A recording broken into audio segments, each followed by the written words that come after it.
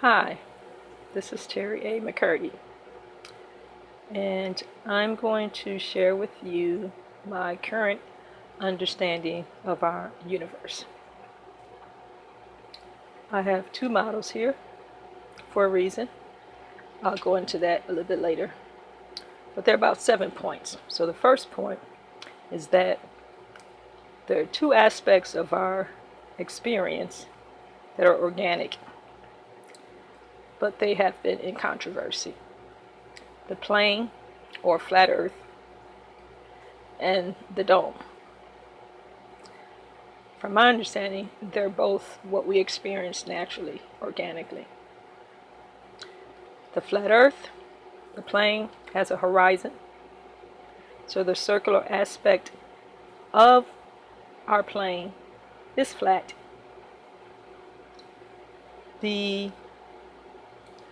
There's no curvature, no spherical curvature. For example, this is as a spheroid. And this is what conventional scientism, heliocentric idolatry, says we live on a slope or a pear or an oblate spheroid. But organically, naturally, that's impossible. That's not what we experience. And they say it's spinning.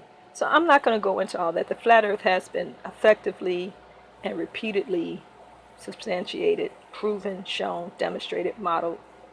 So this is where we actually live on. We live on a plane. This is my model. So this is my microwave dish. This is the wheel of the microwave. Okay, so this is my model of the plane. The actual universe, I believe, is somewhat like this.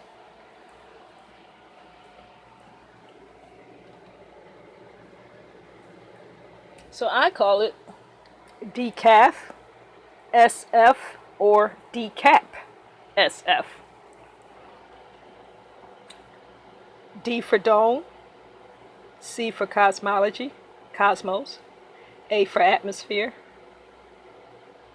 F for flat or P for plane, E for earth, dash SF for subterranean feature or foundation. So the plane, earth, has no curvature. There's no spin. We experience no spin.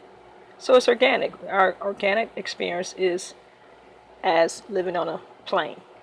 And with the dome, we don't know anything about the outside of the dome, which I'm showing here in my model. But we do have a lot to say about the inside underneath the dome. And that's what it looks like to, from my model underneath the dome. It's organic. There's an apex. We have an atmosphere. There's not a vacuum. So there has to be some kind of container. This container goes all the way down to our horizon, meets our horizon. There's a circuit of pattern for the sun and the moon. So there's a restriction, a limitation to the circuits. And the celestial tapestry just repeats itself. Nothing changes. So there can't be a vacuum. There has to be a container. The atmosphere is water, so to speak, air, oxygen. So it would go away if there was no containment. So that's why I say that the dome and the plane are organic experiences.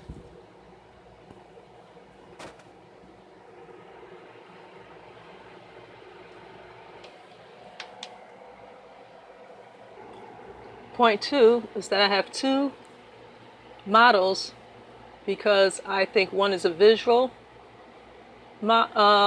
depiction of our universe and an actual depiction of the whole universe. I think this is what we actually see in terms of the dome area. I think it's half of the actual breadth of the dome plane. So when we look up to the sky, I think this is what the ancients saw, and this is what they depicted in their drawings and such.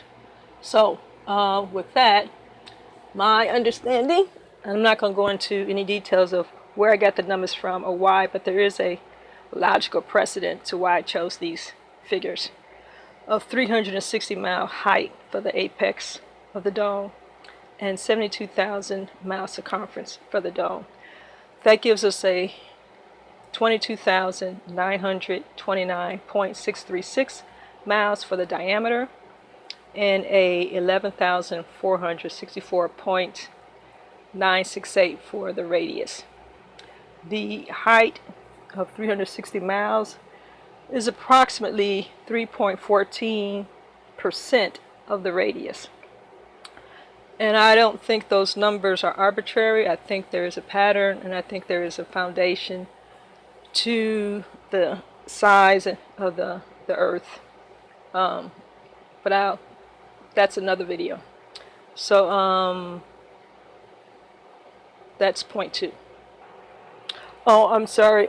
So this dimension would be half of that. So basically, if this is has a radius of 11,464.968, then this is going to have the diameter for this is going to be 11,464.968, and that's about what I think we can see.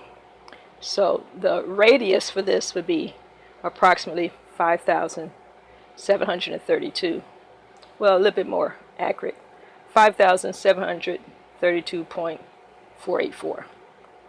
So I think that's why we have the two different visual depictions of our universe.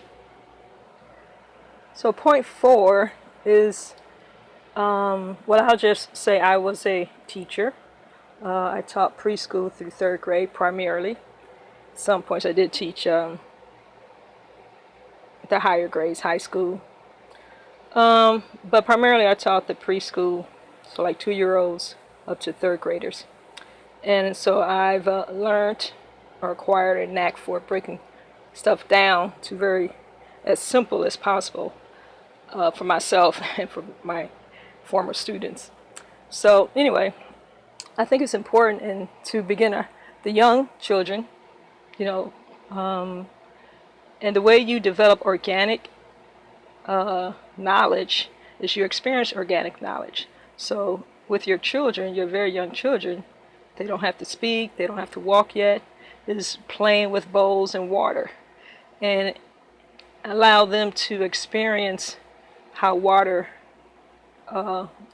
behaves in a bowl and how water behaves outside of a bowl. And you can play with putting water in the bowl, having things float on top like land, so they can visualize it. They don't have to be able to understand it fully, but over time they keep experiencing that. It will become organic knowledge, what we call common sense. I call it organic knowledge, because everyone does not use or acknowledge organic knowledge.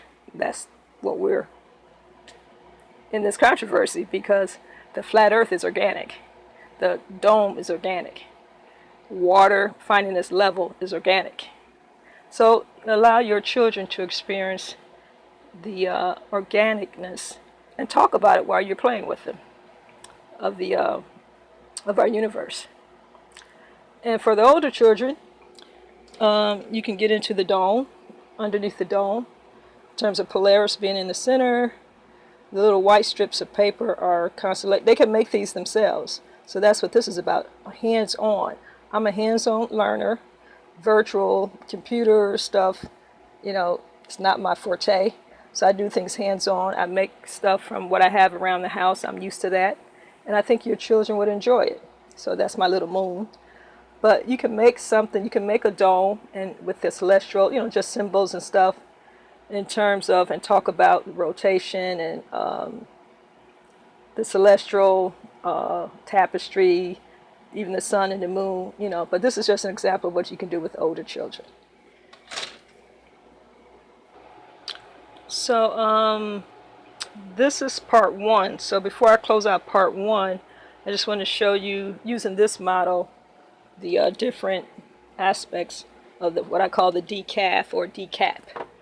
So you have the dome, the glass-like transparent aspect, which I'm not sure if the dome and the cosmos are one and the same. It could be. The cosmos could be an electrical magnetic network field. So then you have, so that's my little continents, little example of land, and the Antarctica ice bear, and the bottom of the dome, so to speak. The bottom of the universe.